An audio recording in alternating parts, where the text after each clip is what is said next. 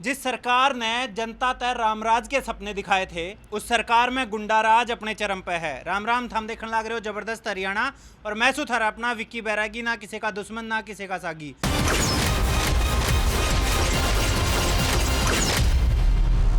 हरियाणा तक एक बहुत बड़ी खबर इस टाइम है। हरियाणा के नूह में एक बहुत बड़ी वारदात को अंजाम दिया गया है।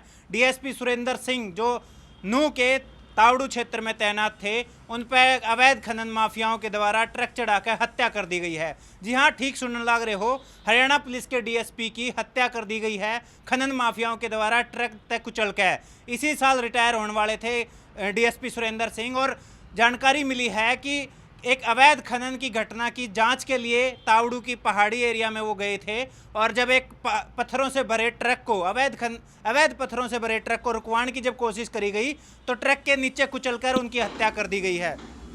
हरियाणा में खनन माफियाओं का दुस्साहस एक बार फिर सामने आया है। जानकारी के मुताबिक नूह में खनन माफियाओं ने डीएसपी पर गाड़ी चढ़ा दी, जिससे डीएसपी सुरेंद्र बिश्नोई की मौके पर ही मौत हो गई। बताया जा रहा है कि डीएसपी सुरेंद्र बिश्नोई तावड़ू में तैनात थे। वह तावड़ू की पहाड़ी में अवैध माइनिंग की सूचना पर छापा मारने गए थे। कार्रवाई के दौरान डीएसपी सुरेंद्र सिंह बिश्नोई ने खनन स्थल पर पत्थर से भरे ट्रक को रोकने की कोशिश की, तभी ट्रक से टक्कर मार दी गई और जिससे मौके पर ही उनकी मौत हो गई। वारदात को अंजाम देने के बाद आरोपी मौके से फरार हो गए। पुलिस आरोपियों की तलाश में ताबड़तोड़ दबिश दे रही है। इस घटना के बाद पुलिस महकमे में हड़कंप मच गया है। आईजी और नूह के एसपी मौके पर पहुंच गए हैं। घटना की जांच पड़ताल की जा रही है। हमने बता दें कि खनन माफियाओं के द्वारा जिन डीएसपी सुरेंद्र सिंह की हत्या कर दी गई है, वो कुरुक्षेत्र के रहने वाले हैं, और उनकी अंतिम विदाई और उनको अंतिम सलामी हिसार जिले के सारंगपुर में दी जाएगी।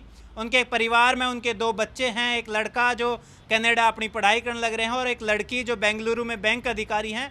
उनके छोटे भाई अशोक भी कोऑपरेटिव बैंक में एक अधिकारी हैं, जिन्होंने बताया कि आज सुबह ही उनकी अपने भाई सुरेंद्र सिंह से बातचीत हुई थी, लेकिन उसके बाद अचानक उनकी मौत की खबर जब सुने हैं तो पूरे परिवार में मातम का माहौल है। आप उनके भाई हैं, कुछ बातचीत हुई थी, कुछ बोला था आने के लिए, कब आएंगे? नहीं बोला नहीं, सुबह वैसे घरेलू बातें होती रहती थी। आज भी सुबह बात हुई थी, पारिवारिक बात तो होती रहती थी हमारी जी। बाकी ऐसी को आने जाने भी पीछे पोते बीमार थे, जब भाई साहब 2 दिन छुट्टी एसपी साहब से लेके आए थे, एडमिट था पोता, तो उसके बाद में फिर चले गए। फिर इस वीक तो शायद मैं नहीं आऊँगा, क्योंकि दिक्कत होती दूर छुट्टी की। अगली वीक देखूँगा, क्या पता भगवान को क्या मंजूर। रिटायरमेंट भी भाई साहब सर की नज़दीक थी। रिटायरमेंट इसी साल। खनन माफियाओं द्वारा हरियाणा के डीएसपी की हत्या मामले में लगातार विपक्ष सरकार पर निशाना साधन लग रहा है, और इसी बीच हरियाणा के गृह मंत्री अनिल विज का एक बयान सामने आया है, जिसमें अनिल विज ने कहा है कि जल्दी से जल्दी कार्रवाई करी जाएगी और बहुत जल्द दोषियों को पकड़ा जाएगा।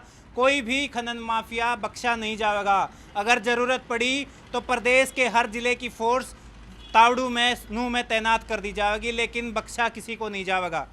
बिल्कुल सख्त कार्रवाई करने के मैंने आदेश जारी कर दिए हैं, चाहे जितनी भी पुलिस लगानी पड़े, जितनी भी फोर्स बुलानी पड़े, आसपास के जिलों की बुलानी पड़े, हम पूरी कार्रवाई करेंगे और किसी को भी हम बख्शेंगे नहीं।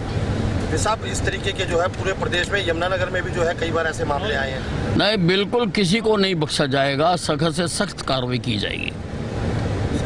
हरियाणा प्रदेश में गुंडाराज की यह घटना कोई नई घटना नहीं है। इससे पहले भी लगातार खनन के काम चलते रहे हैं, लगातार इस तरीके की घटनाएं भी घटती रही हैं। लेकिन ताज़ा अगर हरियाणा की बात करें तो हरियाणा के 7 विधायकों को, वर्तमान विधायकों को भी जान से मारने की धमकियां मिली हुई हैं, जिस पर सरकार अब तक कुछ नहीं कर पाई है। और इसी बीच एक ये घटना जो डीएसपी की हत्या का मामला सामने आया है, इसके बावजूद गृह मंत्री ने जो एक्शन लेने की बात कही है, जिस तत्परता और जिस मुस्तैदी एक्शन लेने की बात कही है, अब बात आवे है कि इससे पहले इन पर रोक क्यों नहीं लगाई गई। अवैध खनन का जो काम हरियाणा में चल रहा है, ये किसी एक क्षेत्र की बात नहीं है। हरियाणा के अलग अलग क्षेत्रों में अवैध खनन का काम जारी है और लगातार चलता रहा है, और पुलिस के ऊपर हमले की घटनाएं भी नई नहीं है। इससे पहले सोनीपत में भी अवैध खनन माफियाओं द्वारा पुलिस पर हमला करा गया था।